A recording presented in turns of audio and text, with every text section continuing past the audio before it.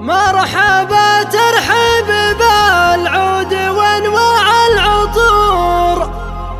مرحبا بضيوفنا اعداد همال السحاب،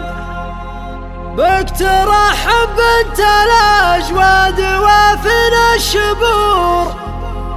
الرجال للمواقف لاجت الصعاب، الرجال للمواقف لاجت الصعاب.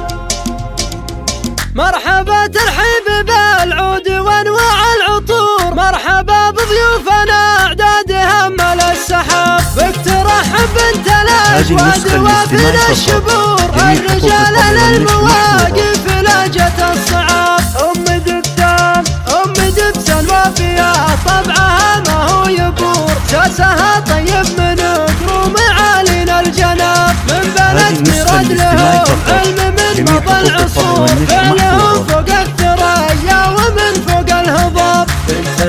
بنت امير العز عايد سجلوا بين السطور، الامير للاماره حلال بالخطاب، من بعد جده وابوهم سلاطين القصور، كاسبين المجد والسيف الاحدب بالنصاب، جدها دبسان معد دفل البدق يثور، يوخذ ابن القوم للجو ثور بالضباب، وابنها دبسان الياهب من جدف فتور، لا وقع ضبلها ناطي على عشاق رقاب، من رجال الطيب والمجد والفعل مخبور، يشهد التاريخ لافعالهم يوم الطلاب، الاميرة اهل الحمية فالدنيا تدور، الزحول للقناة نختلف عن الحراب،